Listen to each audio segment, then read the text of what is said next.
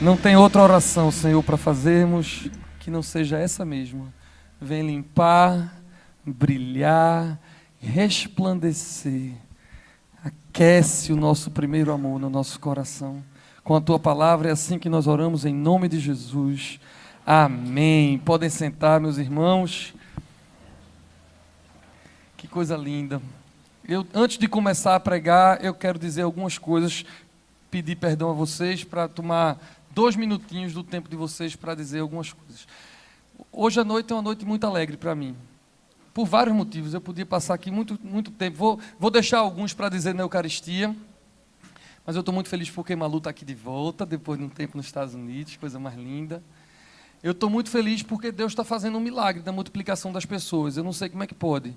Eu achei que esse culto ia ter bem menos gente, porque esse culto normalmente enche, especialmente aquele lado, por conta dos nossos adolescentes. Mas esses adolescentes estavam aqui às 4 da tarde, porque hoje a gente teve um terceiro culto. A gente teve um culto amanhã cheio, às 4 da tarde a gente teve um outro culto cheio, com todos os adolescentes e jovens aqui, um culto lindo. E aí, agora de noite, a igreja está cheia de novo. E isso eu disse a Técio que a gente tem que arrumar, é um problema para a gente.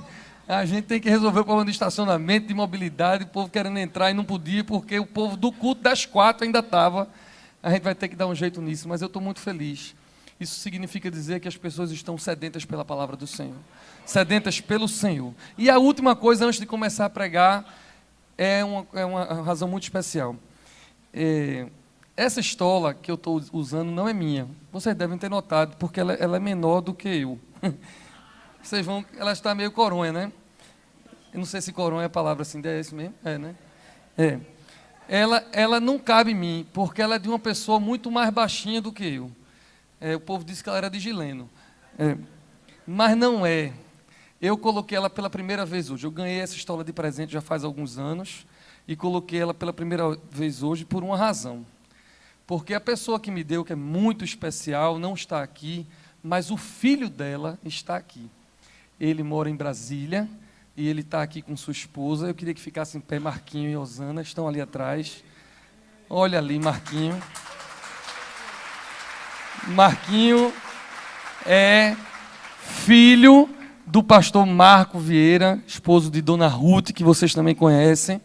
E esse casal, Marco e Ruth, é um casal pioneiro na renovação carismática, na nossa denominação, na nossa igreja, na nossa vida. Eles são muito importantes. Eu vivo um legado espiritual. Nós, eu e o reverendo Marcondes, carregamos isso muito forte. E um dia eu fui chamado na casa do pastor Marco, Dona Ruth, e Ruth me deu todas as estolas do reverendo Marco. E eu guardo elas com muito carinho, não uso muito por causa do tamanho. A branca eu usei no casamento da filha de Marquinho e Osana, o casamento de Bruna, e a verde eu estou usando pela primeira vez porque vocês estão aqui. Louvado seja Deus pela presença de vocês. Amém. Carregue para o pastor Marco e para a Dona Ruth um beijo muito carinhoso meu. Amém. Meus irmãos, agora sim, vamos para a palavra. Vou contar a história, adoro contar a história, e essa história eu já contei muitas vezes e amo contar. História que está em Atos dos Apóstolos, no capítulo 16, é uma história que está contada por Lucas, e se você for ler o capítulo todo, majoritariamente você vai ver ela ser contada na primeira pessoa do plural. Nós íamos para lá, nós estávamos aqui, porque Lucas estava nesse lugar. Ele que escreveu o livro de Atos, ele estava junto com Paulo, Silas e Timóteo numa viagem. A gente chama isso da segunda viagem missionária de Paulo. E essa história, Lucas fala bem direitinho. Paulo queria, na verdade, ir para a Ásia. Ele estava programado para ir pegar na Ásia com esses companheiros, né, Lucas, Timóteo e o próprio Silas, sendo que o Espírito Santo não deixou. Algo que às vezes a gente não entende quando lê. Eu queria ir para a Ásia pregar, mas a Bíblia diz que o Espírito Santo não deixou. E uma vez ele teve um sonho de um homem que dizia, passa a Macedônia. Ele entendeu que era um sinal de Deus para, em vez de ir para a Ásia, ir para o lado da Grécia, para o lado da Macedônia. E ele chegou então numa cidade chamada Filipos. E nessa cidade não havia sinagoga, o que para Paulo era mais difícil, porque Paulo normalmente chegava nas cidades e procurava a sinagoga onde haviam judeus, porque Jesus tinha sido judeu, e o cristianismo que estava nascendo, normalmente estava nascendo a partir do judaísmo, a partir dos judeus que se convertiam, porque começou a igreja em Jerusalém, lá em Atos. Então era o costume dele ir para a sinagoga, pregava na sinagoga e aí ia fundando as igrejas. Mas lá não tinha. Então ele chegou e procurou um rio, tinha um rio. As pessoas se reuniam no rio para muitas razões, e ele faz uma reunião de oração nesse rio. Uma mulher chamada Lídia se converte, e ele começa a igreja de Filipos dessa forma. Mas aí aconteceu uma coisa interessante. Tinha uma menina que era uma escrava, e essa menina, ela estava possuída por um demônio. E era um demônio diferente desses demônios meio feiosos que a gente vê por aí. Esse era um demônio que adivinhava as coisas, adivinhava o futuro. E os donos dessa escrava, naquela época eram os donos mesmo dessa menina, ganhavam muito dinheiro, lucravam com ela, porque levavam a menina e as pessoas pagavam para ela dizer o futuro. E ela dizia, porque ela estava endemoniada. E um dia, então, Paulo descobre isso e expulsa o demônio dessa menina. E isso, com o perdão do trocadilho, gerou um pandemônio. Porque as pessoas ficaram loucas, sobretudo os donos, porque não estavam mais ganhando dinheiro com ela. Paulo expulsou o demônio que adivinhava, eles ficaram muito tristes com Paulo e com Silas, e acusaram Paulo de perturbação da ordem. Mas não era perturbação da ordem, era porque Paulo estava perturbando a desordem, estava perturbando tudo o que estava acontecendo ali em Filipos. E aí prenderam Paulo. Lucas e Timóteo, que eram gregos, não foram presos, mas Paulo e Silas, daqueles 4, foram presos. Aí nessa parte da narrativa, a narrativa já não é mais a primeira pessoa, porque Lucas não estava na prisão. Lucas agora conta eles, porque ele sabe que Paulo e Silas estavam lá, contaram essa história, ele escreveu, mas ele e Timóteo não estão ali naquela prisão, só Paulo e Silas foram presos. Antes de prenderem, mandaram açoitar Paulo e Silas, e com as costas sangrando, foram presos por correntes, e aí começa o texto que nós lemos. O texto que o reverendo Técio leu começa com esse contexto que eu acabei de dar para vocês. E disse assim, que era uma prisão fria, era uma prisão infestada por pestes, escura, era meia-noite, e nessa meia-noite, 2 presos malucos, que estavam amarrados por correntes a troncos, oravam e cantavam. Paulo e Silas de meia-noite cantando. Eu também, Manuca, fiquei pensando qual era a música. Mas eu vou deixar isso para depois, para eu chutar qual era a música. Acho que não era Que Ruge o Leão, não, mas eu tenho uma dica de que talvez uma música que fosse. Mas eles estavam cantando de meia-noite e chega um terremoto. O terremoto acontece que os alicerces se movem e as portas da prisão se soltam, as correntes também se soltam. E o guarda carcereiro ficou desesperado, porque aqueles presos estavam todos sob a sua responsabilidade. Então, se amanhã, no outro dia, eles descobrem que está todo mundo solto, a vida dele é que ia responder. Então, ele certamente ia morrer, então ele resolveu se matar. Ele pega uma espada para se matar, ele sabia que ia ser humilhado e morto, e Paulo, então, dá um grito em alta voz e diz a ele para ele não se matar. Diz a ele que ninguém fugiu, não sei como isso aconteceu, como é que esses presos se submeteram à liderança de Paulo, mas ninguém fugiu, nem os outros presos, nem Paulo e Silas, nem quem estava lá, os outros. E de alguma forma, o carcereiro então pede luz, porque era escuro, não tinha essa energia elétrica que a gente tem hoje. Ele pede luz, se prostra diante de Paulo e se impressiona com esse testemunho e pergunta: o que é preciso para eu ser salvo? E Paulo responde, na verdade, Paulo e Silas respondem, no plural: crê no Senhor Jesus e tu e tua casa. E Paulo então prega, vai com o carcereiro, prega para toda a família do carcereiro, todos se convertem, ele batiza todo mundo. E no outro dia, e Paulo volta para a prisão, fica lá preso junto com todo mundo. No outro dia chega uma ordem dos pretores para liberar Paulo e Silas, porque a prisão era injusta, e eles saem da prisão. E a partir dessa história, eu tenho 3 reflexões para fazer com vocês. Mas deixa eu abrir um parêntese. Antes das 3 reflexões, eu fico me lembrando que eu já preguei muito sobre esse texto, que antes de eu ser pastor, eu era ministro de música, feito Manuca. E eu era um pregador itinerante. Eu saía por aí com Stella Cox, com Fernando Cox, pregando em tudo quanto era igreja que se fundava na nossa denominação. E normalmente, como eu era ministro de música, as pessoas encomendavam o sermão sobre louvor, sobre adoração. Ivanzinho, você pode vir aqui na igreja falar sobre louvor e tudo. E eu tinha aqui um repertório de alguns sermões. Mas o que eu mais gostava de pregar, eu estou falando de 20 anos atrás. É mais um pouquinho, mas vou fazer de conta que é 20. Aí eu tinha um repertório, mas o sermão que eu mais gostava era esse. sobre Paulo e Silas, porque eu pregava, hoje eu fico me lembrando como é que eu fazia isso, mas eu pregava um sermão que dizia assim: quando a gente canta, feito Paulo e Silas na prisão de noite, o louvor quebra as cadeias. Eu adorava pregar isso. Quando a gente canta e louva, a terra treme, o terremoto vem. Eu era bem pentecostal assim, quer dizer, eu ainda sou, né? Essa parte eu não deixei de ser, não. Mas eu pregava muito o que acontecia externamente, ou o que Deus poderia fazer quando a gente cantava, quando a gente louvava. Eu me lembro demais disso. Hoje eu não sei mais se eu pregaria desse jeito. E talvez mais tarde eu explique por quê. Mas vamos lá, 3 reflexões.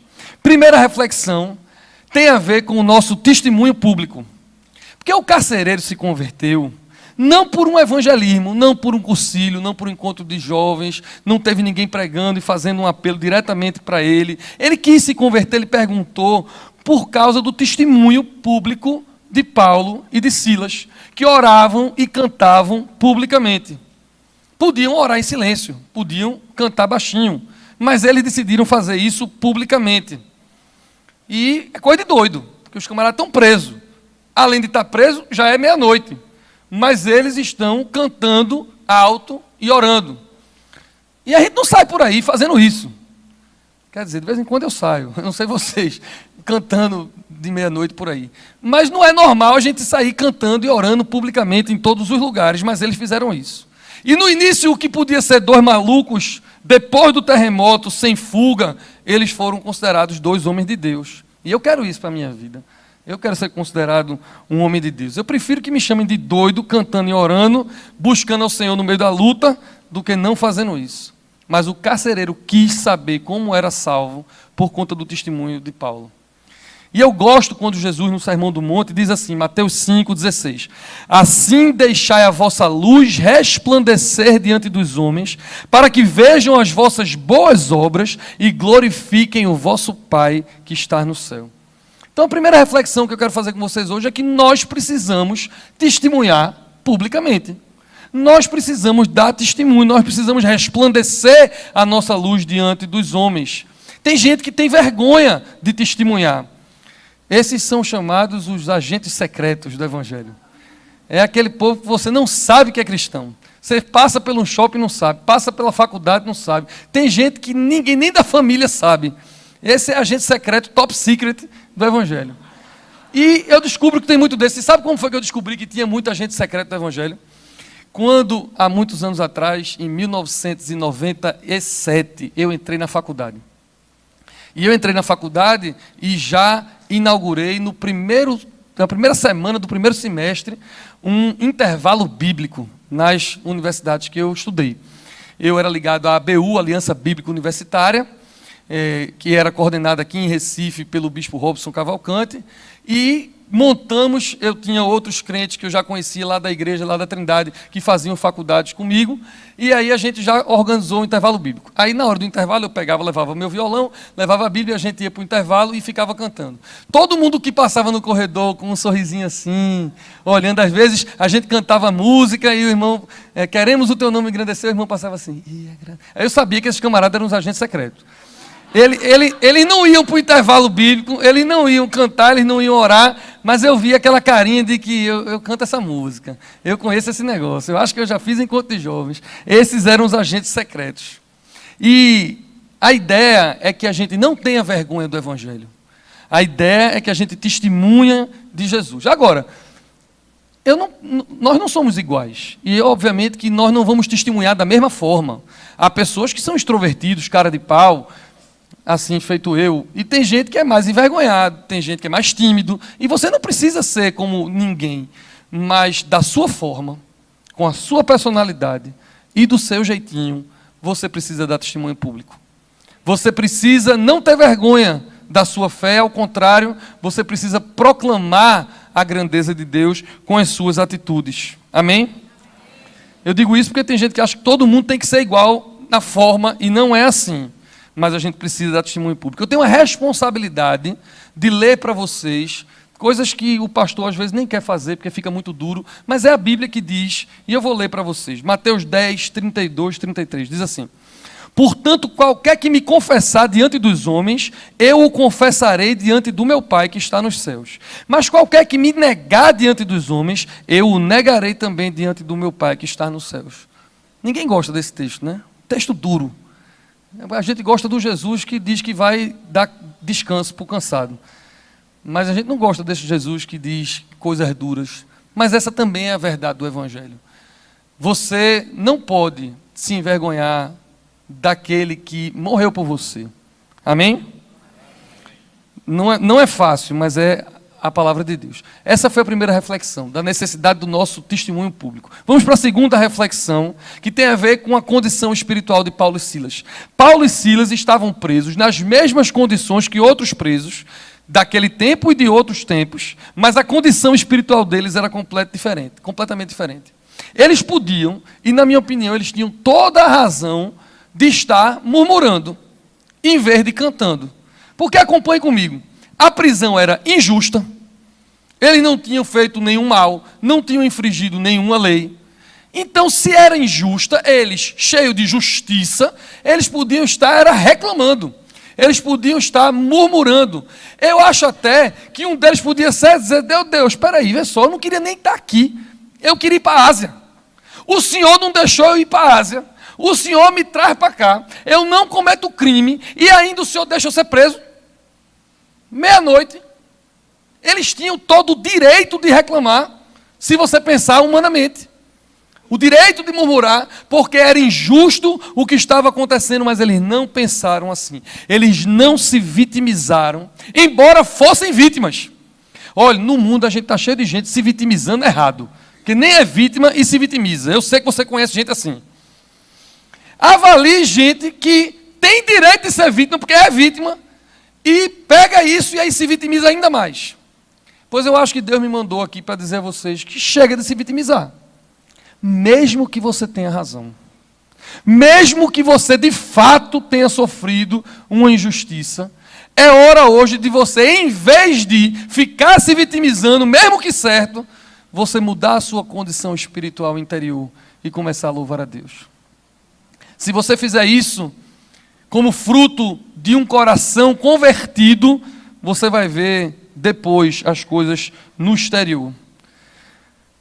Eles estavam orando e cantando, e eu acho isso espetacular. Manuca, agora sim, eu pensei na música. E eu fiquei pensando, o que é que Paulo e Silas podiam estar cantando? Eu não sei ela musicada, a única coisa que eu sei musicada, eu acho que eu ia escandalizar os irmãos, porque é Bono e U2 que cantam. Mas, talvez o Salmo 40. Salmo 40, versículos 1 a 3, vê se não cabe para estar na boca de Paulo e Silas à meia-noite numa prisão. Diz assim o salmista: esperei com paciência no Senhor, e Ele inclinou para mim e ouviu o meu clamor. Tirou-me de um lago horrível, de um charco de lodo, pôs os meus pés sobre uma rocha e firmou os meus passos. Pôs um novo cântico na minha boca, um hino ao nosso Deus. Muitos o verão e temerão e confiarão no Senhor. Não é lindo? Era capaz de ter sido esse salmo, né? Porque eles cantavam os salmos naquela época. Mas é o caminho interior de Paulo e de Silas. Voltando para quando eu pregava esse texto, quando eu era mais novo, não é cantar e louvar para que Deus faça alguma coisa. Não é cantar para que haja um terremoto. Não é cantar para que eu seja liberto. Não é cantar para que. É cantar porque. Eu canto porque sou grato. Eu canto porque mesmo no meio da prisão, mesmo no meio da injustiça, eu tenho alguém que não me abandona. Eu não canto para quê, eu canto por quê. Eu canto porque creio que a vontade de Deus é boa, perfeita e agradável. Por isso que eu acho que eu não pregava mais o sermão que eu pregava 20 anos atrás. Eu não sei se eu pregaria hoje. Hoje eu não pregaria, cante que as terras vão tremer. Eu cantaria, cante apesar da terra estar tremendo. Ou cante mesmo que a terra não trema. Adore, ore como uma condição interior de que em qualquer circunstância você canta. Vou fazer um negócio que eu nem posso fazer. Eu acho que é a primeira vez que eu vou fazer isso, desde que eu cheguei na Recon, porque eu acho uma injustiça com os músicos. E é um constrangimento com o meu amigo, mas eu vou fazer isso pela primeira vez.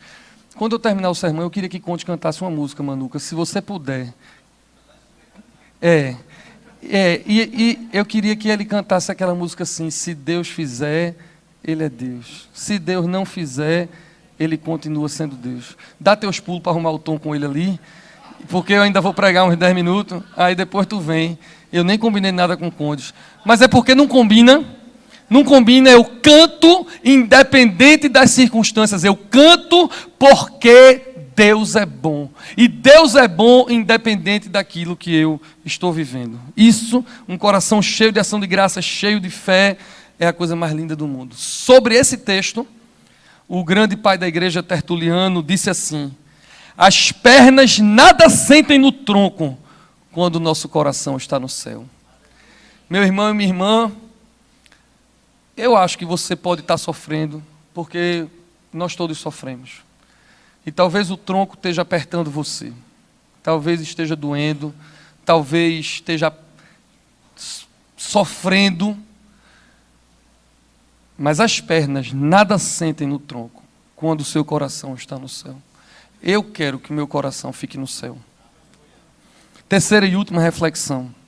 Eu quero falar com vocês sobre a conversão desse carcereiro. O que é que um susto não faz com uma pessoa?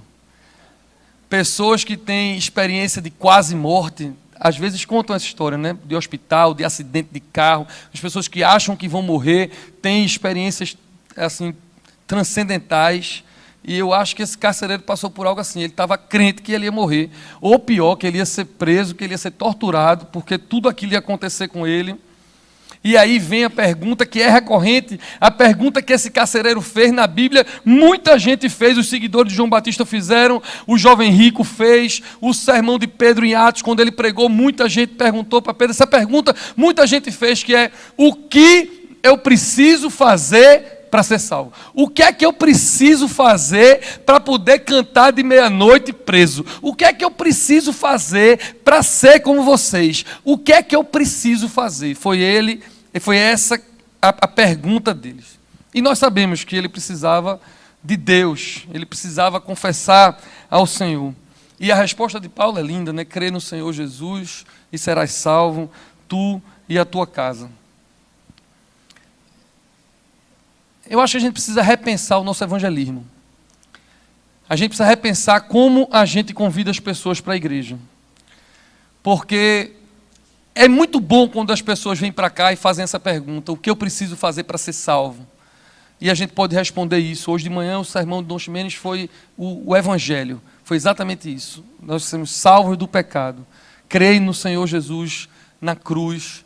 Mas a gente tem feito um evangelismo diferente. A gente tem feito um evangelismo que é assim: vem por favor fazer o concílio, vem fazer o encontro de casais, vem fazer o encontro de jovens. Deus pode mudar seu casamento. Deus pode restaurar seu filho. Deus pode fazer. E a gente começa a pregar sobre um Deus que é verdade, que pode todas as coisas. Um Deus bom que quer nos abençoar, e isso é verdade. Mas não é a melhor forma de evangelismo. A melhor forma de evangelismo é quando as pessoas constrangidas perguntam o que é que elas precisam fazer para ser salvas. E não para saber daquilo que Deus pode fazer por elas, além da salvação. Ou seja, nós precisamos começar a pregar um evangelho que fale do Senhor Jesus e do Salvador Jesus, muito mais do que o milagreiro Jesus. O que precisamos fazer para ser salvo? E só a resposta cabe muitas coisas. Vamos devagarzinho, crê no Senhor Jesus e serás salvo tu e tua casa, não é assim? Crer não significa assentir, concordar com um credo específico, com doutrinas. Não significa aderir a uma igreja. Crer é você colocar o objeto da sua fé no seu coração. Isso é que é crer. Uma ação de entrega da vida, de rendição da alma a Cristo. Mas ele não disse somente crer. Ele disse crer em Jesus. Porque tem muita gente que crê e tem fé na fé. Vá lá que a sua fé vai resolver. Fé em que não interessa, o que interessa é ter fé. Pensamento positivo, já ouviu isso? Tenha fé em que não interessa, tenha fé, pensamento positivo. Não é isso, a nossa salvação não vem por fé na fé, a nossa salvação vem pela fé em Jesus Cristo. Ele é o autor e o consumador da nossa fé. Mas ele não diz somente crê em Jesus. Eu repito, ele disse crê no Senhor Jesus. Porque podia ser crê no Salvador Jesus, ou crê no Jesus milagreiro. Mas ele disse crê no Senhor Jesus, ou seja, o que você precisa ser salvo, crê e entregar a vida para que alguém mande em você. Porque o Senhor é que manda. Note o evangelho completo numa frase: crê no Senhor Jesus e será salvo tu e a tua casa. Crê somente não, crê em Jesus somente não, crê no Senhor Jesus, dá a Ele o senhorio da sua vida, e aí serás salvo. E tem gente que ainda diz que quando a pessoa crê, tem garantia da salvação dele e da casa, e não é. Não é crer no Senhor Jesus e Deus resolveu você e a sua casa, não. Não acredite nisso, porque a fé é individual. Deus não tem netos, Deus tem filhos. É crer no Senhor Jesus e será salvo. Tu e a tua casa têm que crer no Senhor Jesus para serem salvos. Isso é muito importante. Paulo falou com toda a casa do carcereiro, batizou toda a casa do carcereiro. E se você está aqui e tem um ente, um marido, uma esposa, um filho, um neto, um pai, uma mãe, um amigo que não são crentes, a gente ora para que eles creiam no Senhor e sejam salvos. E há uma promessa nisso, né? Você crê e você ora, Deus vai ouvir suas orações. Mais do que qualquer outra coisa que você possa fazer, ore por alguém que você ama, para que eles creiam. E aí eles vão crer e serão salvos. Amém? Eu amo essa história. Acho essa história muitíssimo inspiradora. Crê no Senhor Jesus e será salvo, tu e a tua casa. Em que sentido essa mensagem pode ser relevante para você hoje? Será que o Espírito Santo falou com você para que você deixe de ser agente secreto e passe a confessar publicamente a sua fé? Será que é essa a palavra do Senhor para você hoje? Será que é hora de você se posicionar? Talvez haja pessoas prontas para serem impactadas e alcançadas mediante o seu testemunho. Ou não, talvez o Espírito Santo esteja falando com você num outro sentido, para que você passe a murmurar menos e adorar mais. É o que nós vamos fazer já já. Passe a focar menos no seu problema, no seu sofrimento, e focar mais no Deus que é maior do que o seu problema e no seu sofrimento. Para que você então cante, para que você louve como fruto de algo interior que Deus está fazendo em você. A sua fé nele maior do que o medo do seu desemprego. A sua fé nele maior do que o medo de uma doença, ou medo de perder um relacionamento, medo da falta de dinheiro. Verdadeira paz que excede o entendimento. Quando Paulo fala paz que excede o entendimento, o que vem na minha cabeça é isso. Preso, frio, meia-noite, adorando ao Senhor. Isso é paz que excede todo o entendimento. E por último, talvez não seja para você dar um testemunho público, ou para você parar de murmurar e começar a cantar. De repente, pode ter alguém aqui, ou nos assistindo pela internet, que essa mensagem serviu para você ter a semente do Evangelho plantada no seu coração, para que você possa crer e ser salvo. Talvez você até hoje acreditasse em Jesus, ou talvez até hoje você acreditasse num Jesus milagreiro, e o Espírito Santo aqueceu seu coração para que você o receba como Senhor da sua vida. Alguém pode estar perguntando: o que eu preciso fazer para ser salvo? Crê no Senhor Jesus e serás salvo. Para hoje, não só para depois da morte. Não é salvo para ir para o céu, embora você vá para o céu garantidamente. É salvo para você viver hoje uma vida abundante. É para você viver hoje uma vida cheia de paz que excede entendimento. É para que você não fique com inveja de ninguém, para que você tenha Cristo no seu coração e você possa hoje, cheio de Deus, cantar o que nós vamos cantar agora. Eu não o adoro pelo que Ele faz, mas eu adoro pelo que Ele é. Haja o que houver, Ele será Deus. Amém? Curve sua cabeça, feche seus olhos, vamos orar. Senhor, a história de Paulo e Silas na prisão nos inspirou. E eu sei que o Teu Espírito Santo pode estar fazendo tantas coisas no meio da congregação. O Teu Espírito Santo passeando, tocando, constrangendo, convertendo, tendo, recebendo a adoração. A tua igreja aqui reunida na reconciliação. Um só coração, uma só voz, dizendo ao Senhor que haja o que houver, tu és o nosso Deus. Numa só voz, dizendo ao Senhor que se o Senhor nos der aquilo que a gente quer, nós vamos te adorar, e o Senhor não nos der, nós vamos te adorar. Em qualquer circunstância, nós vamos levantar as nossas vozes, ao meio-dia ou à meia-noite, e vamos te adorar. Bendito seja o teu nome. Obrigado pela tua palavra viva, que nos transforma. Assim oramos em nome de Jesus. Amém. Deus abençoe vocês.